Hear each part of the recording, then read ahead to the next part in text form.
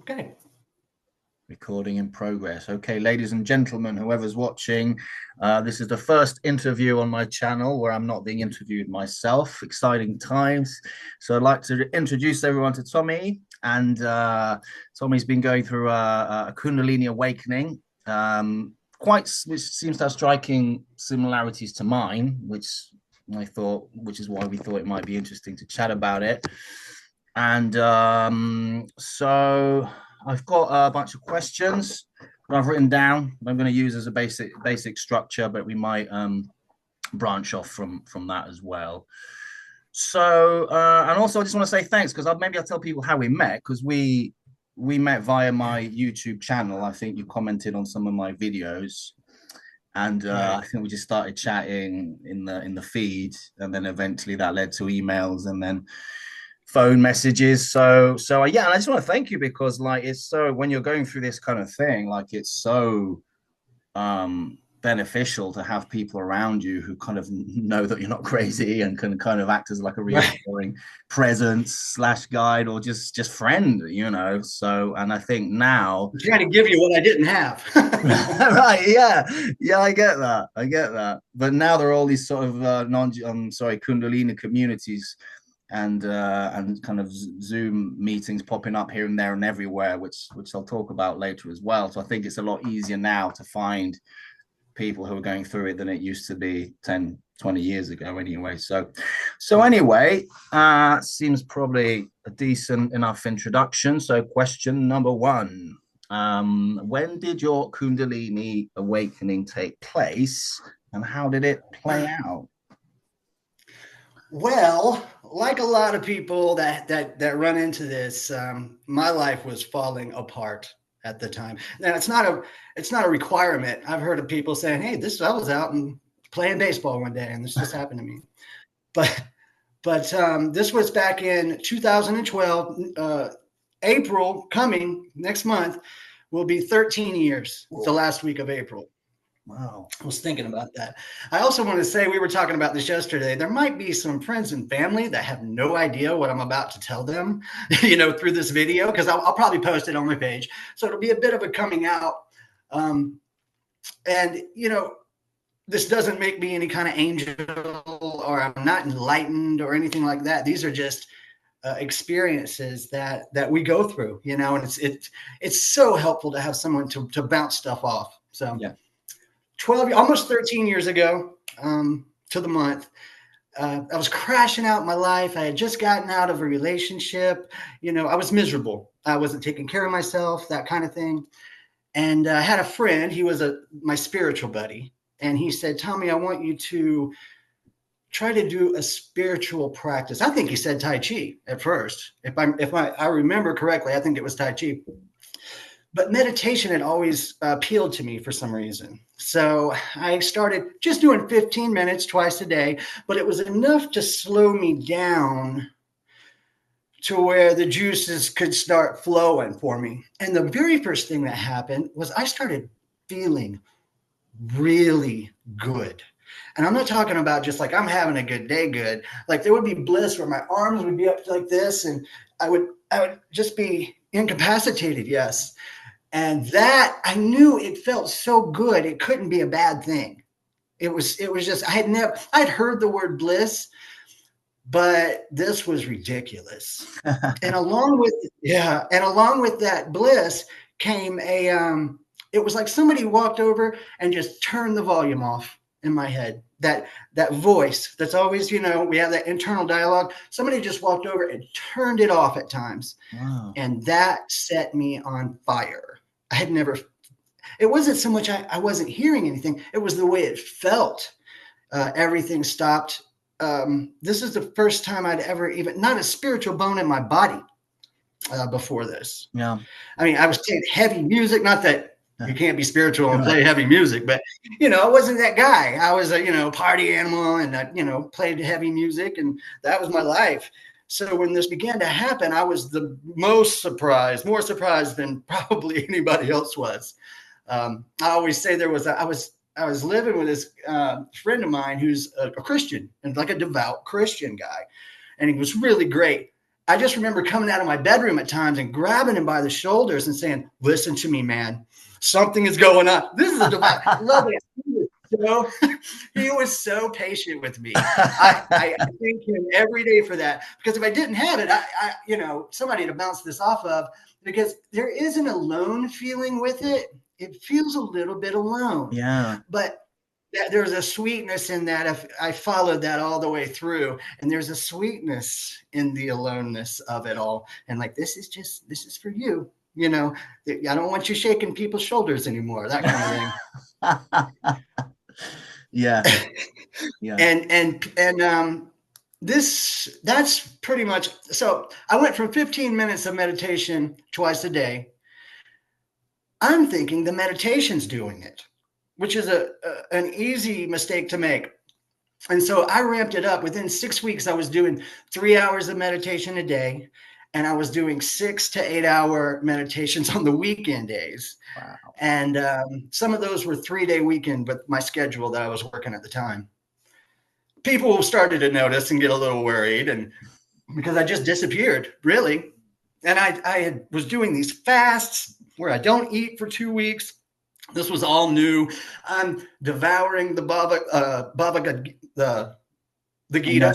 I'm devouring that one. Yeah, I know what you mean. I'm devouring spiritual books, the Upanishads, things like that. I had never heard any of this stuff before. So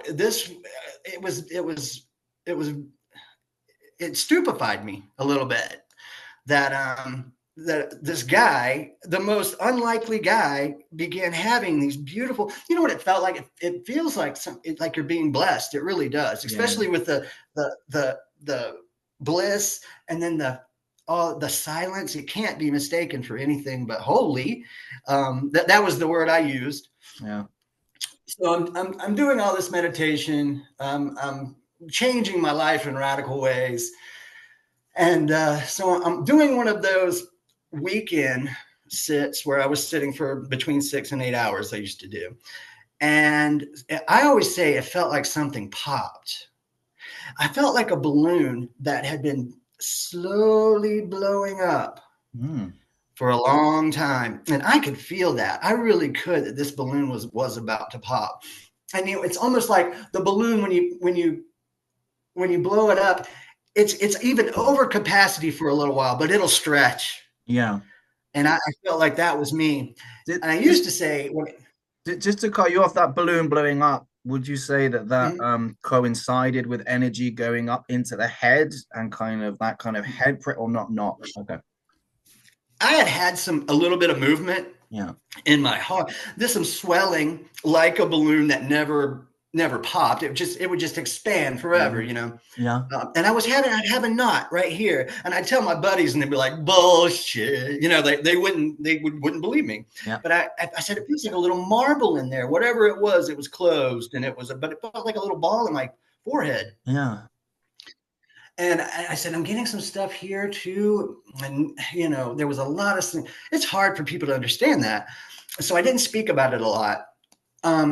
But I'd had a little bit. The other thing that would happen while I was sitting, my head slowly, and I think this is a pretty common one, my head would slowly go from one side to the other. And that's when I knew something really big was happening. Yeah. Like, I'm not doing this. Right. Something's moving me. Yeah. This is amazing.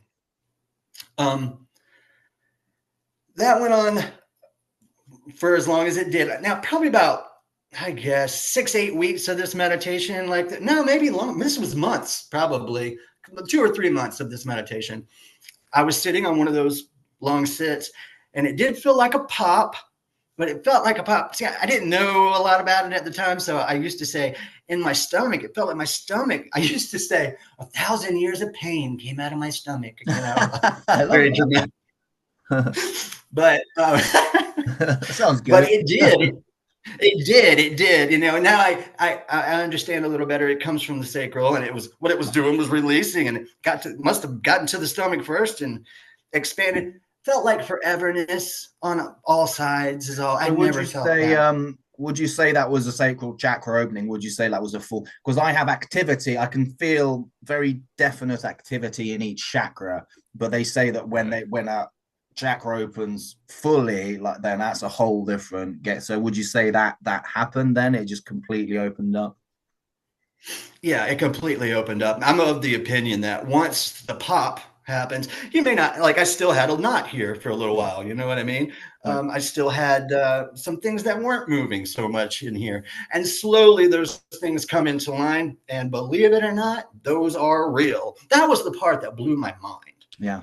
That I had been making fun of, like, New Age religion my whole life and things like that. My mother was a little spiritual, you know. I used to call her Madame Renee, so disrespectful, and just not have an ear to listen to anybody, you know. So this was almost a funny scenario that now I'm having all these big experiences. Awesome. So, and that went on for about 3 to 5 years, me just figuring out what was going on after Yeah. that, because immediately after that, there were visions. There were even auditory. I went to see a shrink because I was a little worried. I had heard that even, you know, auditory hallucination, or, you know, or vision, what I was hearing was my name called out from far away. Wow. And I knew that from some friends of mine that that can be a sign of maybe some mental illness. So I went, which I'm so glad that I went. And I'm so glad that I went to her. She was so cool. She was more riveted than anything. She kept trying to find the negative. I kept, you know, and is there something, are you tortured by this? I said, no, I'm in so much bliss, I can't, you know. And by the end of the meeting, she said, yeah, if there's nothing wrong, and the devil's not out to get you, Yeah. and all of this, go for bliss. Bliss is good. So I felt so much better leaving there. I have a feeling that that might not have went that way if I had got someone else. Right. So I was very lucky to get her. And so I walked out of there standing up straight, very confident, and then the floodgates opened. And when did, so you said this was like 2 or 3, 4 years into, when did the word Kundalini come into your awareness? And did you, when you were going through symptoms and the first movements in the Kriya, were you researching this stuff online? Did you come across any books that where you went, oh, this is what it is? Because I mean, I use the word Kundalini. I know in the sort of magic circles, there sometimes you find the word fire snake or fire. So there's just different Right. cultures use different words, and some cultures don't talk about it at all, even though it's an aspect of awakening. But I think when it's this dramatic, like it's happening to you and I mean, not talking about this seems entirely ridiculous, but so yeah, did the Yeah. word, when did the word Kundalini come into your attention? Well, you said it in the opening. The internet was not where it is today in 2011, 2012, really. And this kind of, I felt like it started in 2000, at the end of 2011, you know, things had already been going. But I did. The internet did come through, because all I could do was Google what is going on. My head is moving. I'm having spiritual moments, because believe me, there was no getting around. This was a spiritual thing. Yeah. It just felt peaceful, beyond all understanding. All right. And so I came across the word Kundalini pretty quick. Okay. And as soon as I figured it out, I was like, this is it. This is what I have. Because I forget what it was, but they were describing it. And then there were a couple pioneers out there that were just letting Kriya go right on YouTube. And my Kriya at the time was not that big. You know, I had some body movement, but very beautiful stuff, kind of relaxed stuff. And Kriya is when your body moves due to heavy energy. Yeah. And some of these people on the internet were like, "Wow," you know, like my man here. And I was very jealous. But that all came around in time. Yeah. In time, that came around. Yeah. So it wasn't that long before I had heard the word Kundalini. The understanding, here's so much stuff, especially back then. I don't want to use the words erroneous, but everybody has an opinion, and some people have opinions that aren't experiencing this, you know. And so I kind of weeding through the internet, and that goes with everything. I think it took a little while. It probably took, again, there are those numbers, 3 to 5 years that's when things started to really pick up. I started seeing things. Yeah. This is where it gets wild. Seeing Jesus and Yeah. seeing other spiritual rock stars. Now that was big. Mother Mary, and it was funny. Like the like when I was having some of that, I called it the in the womb feeling. I would get these so much bliss and so quiet. I would just feel like I was a little baby in the womb. I couldn't get any closer to silence. And it was so beautiful. And I would have a picture of Mother Mary at the time. That would happen. So, like in the womb, Mary. And then there seemed to be other aspects with Jesus that I was feeling. So, this was from a guy from the country that, ran off to the city when he was a kid. This was amazing. I'd never seen anything like it. Cool. And I've got a question here that I wrote down. So you're talking about how you discovered it was Kundalini and the Kriya and the bliss. And maybe we could talk about dark nights or something like that and stuff like that, because I follow a guy called Brent Spirit. I don't know if you've heard of this guy, and he does regular, I think they're weekly or bi-weekly, I don't know, regular Zoom meetings for anyone going through this thing, which is amazing now to just Awesome. compare it now to what it used to be like. Now you can just join. There's a guy who's been through it for years, a little bit like yourself. He sits there and all these people just come on board, and any questions that people have, he's just there to facilitate Beautiful. the whole thing. And this is so novel, I mean, they used to say, when the student is ready, the master appears, and I think that can happen now. It used to be very literal, I guess. One person is ready, the master, there's the guru that appears. But now I think it's different. It's like a collective now. It seems to be like a collective, or it seems to be shaping up in that way, I think.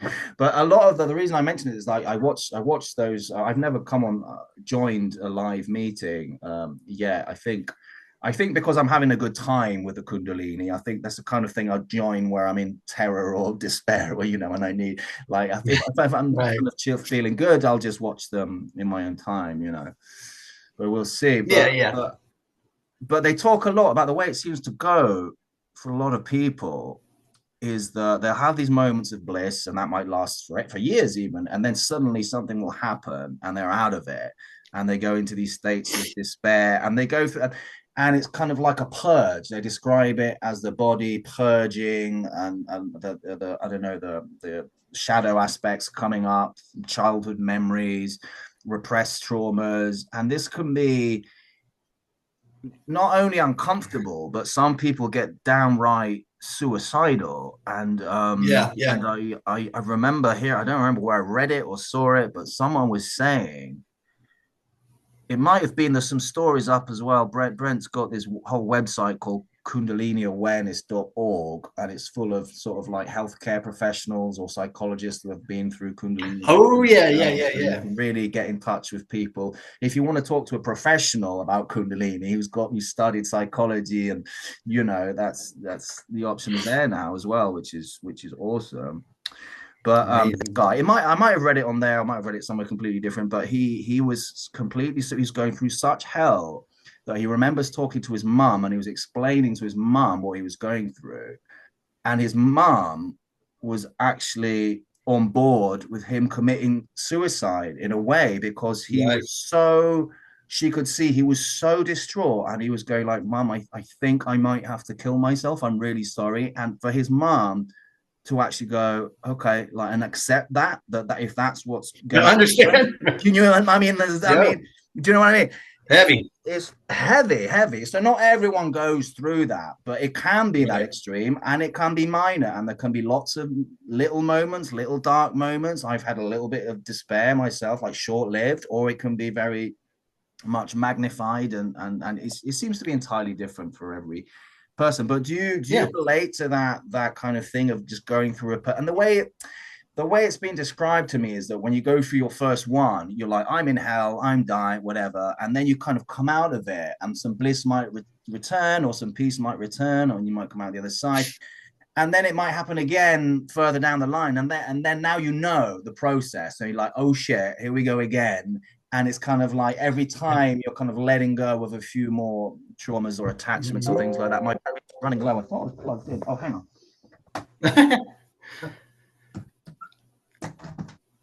Okay, I think I'm. Yeah, okay, that's fine. So yeah, is that how you've experienced things as well? Yes.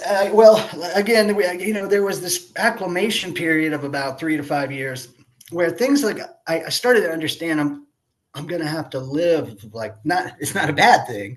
It was I felt privileged, but I need to learn how to live this way. Yeah. And something about trying to acclimate in the world with this thing brings that for some reason, and I don't know why.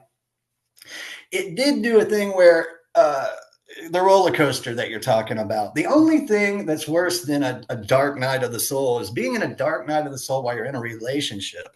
God. Which so it doesn't feel like I'm in control of any of this stuff.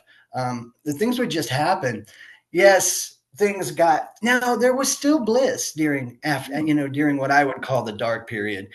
Oh. There were still times where it would happen, and that roller coaster, I got so familiar with it that when the roller coaster was down, I would get excited because I know what's coming. It's about to shoot up. And when it was up, I was kind of bummed because I knew where I was headed. It it was a negative. Yeah, it was a Yeah. negative, Oh wow. like a picture, Yeah. Yes. And so it was a way to it kind of evens itself out like that. Yeah. But yes, a lot of heavy stuff. Even it got down to even like I don't want to get into way about it, but I like kind of walk the earth for a minute and uh, just yeah, and you know exactly what I'm talking about. But I and I was in a relationship with someone, which you hear a lot about twin flames and things like that. And I've told you this, it certainly felt like that at the time, that there was some twin flame going on, like this was meant to be. And that person, she began to have Kundalini symptoms herself. Um, we would sit, so we got to do like a lot of experimentation where we would sit and I would be like, put your head against my head, and we would sit, I think in I do the meditation for a same. little while. She would sit and she would tell, hey, my head's starting to move. I can feel it. And I could feel it too. And so she was having some symptoms. I spoke with her not too long been a little while ago. We're friends. And she said, well, it stopped happening. It doesn't happen anymore. So I don't know if being around can transmit it. I'll tell you what it was. We used to have mind bending, making love sessions, and she would feel it afterwards. Um, and that I think that's what kicked it off. And so that even reinforced the twin flame thing Yeah. as I was falling apart inside. Very tough. Just conflicted inside. There was fear. There was a lot of fear, but I think Dark Night of the Soul, the term is, I want to come up with another term for it because it's very dramatic. It sounds like awesome. Dark Night of the Soul, sign me up. I wanted it. This was too real for that. There's nothing romantic about some of the things that have to be faced, Yeah. really. And they're one by one sometimes there's so much that needs to be dealt with, and when it's time, it comes out one thing at a time. Sometimes it comes out a few things at a time, but it's coming out. These things that are coming out, would you describe them as traumas, things that happened in your childhood? Did you have a lot of people that have memories of past lives? And I think a radical non-dual person will say there's no such thing as past lives. Well, there's no such thing as the past in general. So could there be a past life? Right. However, these things do come up. I think they're there to be acknowledged. People have, traumatic memories from their childhood. I haven't had any that come up where I think you told me once you saw yourself as a baby and something. I can't remember exactly what you said, but Oh yeah, I forgot about that. memories as being a Viking in a war and something horrible happening and having to purge that, and go fit. I don't Yeah. ask me how that works, but people do have these experiences and it's quite common, right? Yes. I forgot about that baby thing.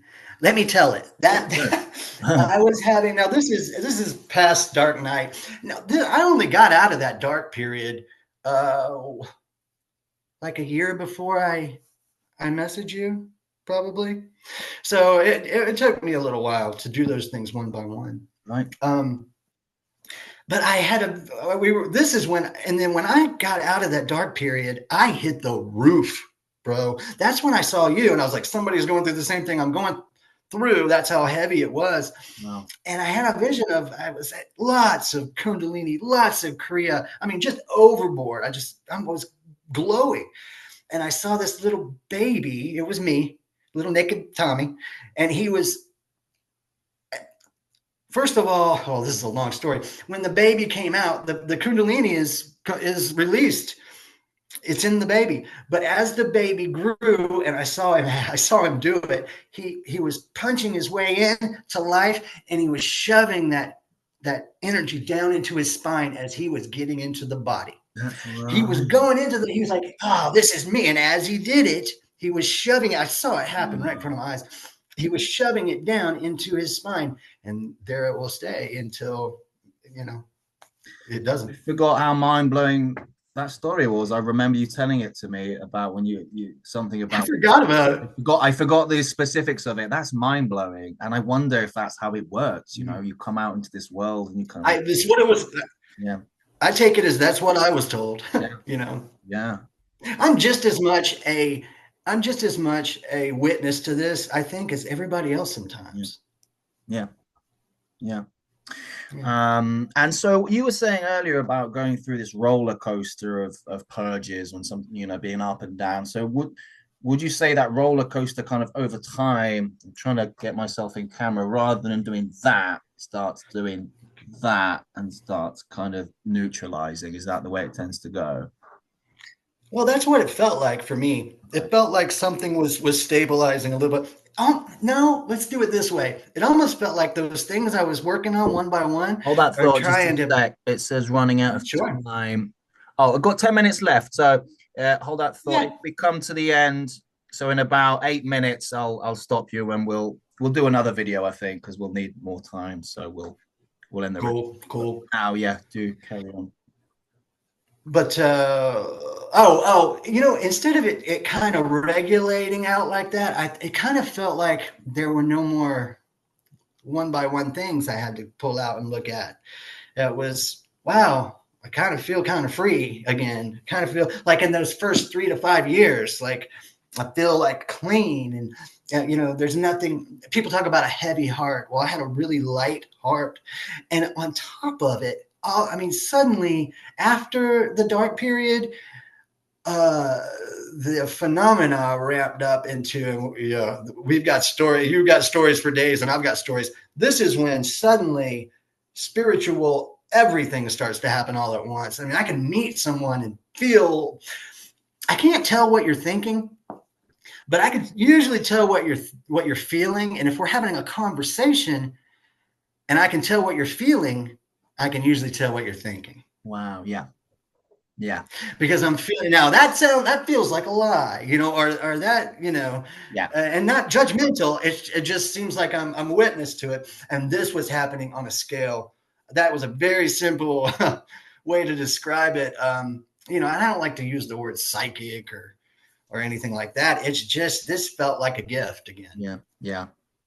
It's like extreme sensitivity, I suppose, isn't it? Ooh. Yeah. Yes, absolutely. Extreme sensitivity would be, and if you're sensitive, it can happen. So be careful to people, and be careful what you wish for too. Be careful what you wish for. Yeah. I've heard that. I've heard about people just walking around supermarkets, just being able to hear what everyone's thinking and not being thrilled by it, kind of finding it right and overwhelming. It's disturbing. Right, yeah, because it sounds great on paper, but right. Ever walk into a Walmart like this? It felt like a dump truck of bricks would fall on me sometimes. Wow. And I wouldn't want to stay. I remember I was with a partner of mine, and I said, I'm going to have to go outside because I can't stay in here. I can't. And then other times I would go in there and it would just, I'm like, wow, people love Walmart. I could feel it, just not at the busy times. Let's see if I've got another question here, if we've got time. Um, Could have asked that already. We've actually answered, just through talking, we've actually answered quite a lot. Yeah, your Yeah. connection, like, because I know, like me, you like to occasionally listen to non-dual speakers, be they, the radical version Oh of yeah. that or other people, and like that. It's funny because when my Kundalini became active, I don't know what sparked it off. Like we were saying at the beginning, you could meditate all your life and nothing. You could be a spiritual Right. person who does tarot, nothing, or like yourself, you could be a rock and roll geezer who's got no idea of anything, and then Yeah. boom, so there doesn't Right. seem to be a rhyme or reason, and I don't know how many people have wanted to desperately activate their kundalini. I personally wouldn't recommend it if it's coming from a sort of need and desperation, but you can do that now. The people offer Shaktipat, and that's Yeah. something else. But I got a bit sidetracked in my thinking there. I was looping my way around to a question, and I kind of forgot what the question was. That's a But good yeah, it's one about though. non-duality. So do you see a connection Yeah. between, and we've kind of discussed this a bit before, but because the title of my my YouTube channel is Kundalini and Non-Duality, and I feel like I'm always trying to tie a knot between these two things, because there are many people go through a Kundalini awakening and then start talking about non-duality. So you think, okay, there seems to be Kundalini, I guess Right. the mind opening, that the non-dual stuff becomes obvious. Other people I've heard say that Kundalini is just a story. It's got nothing to do with non-duality, because non-duality is what is the case already. So how could anything lead to isness? There seems to be different perspectives on it. I heard Adyashanti saying that they had nothing to do with each other, that Kundalini is just the evolutionary energy of man, and it's just driving the body mind to its fullest potential. That doesn't mean that Right. non-dual stuff will ever become clear. So I'm confused about the whole thing. So I just wondered what your take on that is. I'll say it again. I am a today. If I'm a believer in anything, that just like the classical world and the atomic world, we're always trying to look for a unifying theory on that, like a unified theory, and we can't reconcile these two worlds, the Mm, classical world and this atomic world. mm, And I want to get to the point because I always want to. This has got to be. I'm looking for where this puzzle piece fits into that right, puzzle piece, right. and there's just no. That's a square and a circle. It just doesn't. So so I'm thinking that maybe it's like that. Maybe it's just unreconcilable. Reality is that way. There is nothing and everything. And then, of course, we're trying to get better over here. We're moving through something. It feels great. And that's what everyone wants to say during the non duality meetings. It's like, wait a minute. But I don't know if it can be reconciled. And I believe that's why those meetings go the way they do. And I love non duality. That's something we share. We love non Well, that's the duality. thing. That's the thing. I'm fascinated by Kundalini is more, as well as the horror and despair that can come up. Generally speaking, it's much more exciting than non-duality. I don't go to non-dual meetings for the excitement and the thrill and the psychic phenomena. But there's something about it. It just calls me in. And certain speakers, certain particular Jim speakers Newman. more than others. I just like sitting there, and I'm just like, okay, I don't know what you're talking about, but you look really chilled out and you look really peaceful. Right. Making me feel peaceful. That's as much as non-duality as I've ever been able to. It's just, you look really chilled out. You don't look like you need anything, and I like that, and I Right. want to know more about that. Give me some of that flavor. Right. It's just, but then when you, Right. Right. like you were saying about everything and nothing, my mind can't handle it. But so, would you say that we were talking about the two, the conventional reality and the subatomical reality that will never meet? Would you say that Kundalini is part of the dream, of the dream of consciousness, and then non-duality is conscious? So non-duality is the emptiness, or phenomena including Kundalini are within the dream of Maya? Would it be fair to say that, or not? If it's the story that I have Kundalini and that I do that, I would say no. But right now, this, There is Kundalini. There's everything, right? As much, and that's everything. I wouldn't, if some, I don't think anything exists by itself alone. Um, these are high-minded things to talk about. I think that the short answer on that is that if it's a story about it, no. But if it's what's happening right now, if it's this, then yes. Yeah. And I don't know Yeah. is the other one. I don't know. Yeah. I'm good with the I don't know bit. I tend to just stick Yeah, with I that. don't know. Yeah. I'm clear on that. But I love it. I can't get enough of it. Yeah. Yeah. Isn't that funny? Mate, we're actually coming to the end of the recording, but it's had quite a nice arc sort of from the beginnings of Kundalini all the way to non-duality. Do you think this is a worthwhile video in itself, or shall we move on to another one? We've got I Oh just saw no, I feel pretty 111 on the good about it. we've got 111 Let's minutes. do it. What's that? I just saw 111 on the countdown timer. We said Oh, 6 minutes left. I don't know. I feel good. I mean, if you do you feel like you want to do another one? I think we could do another one, but maybe not now. I think because maybe I'll think of Yeah. some more questions and we can start this again like in a week or next month or whatever. Yeah.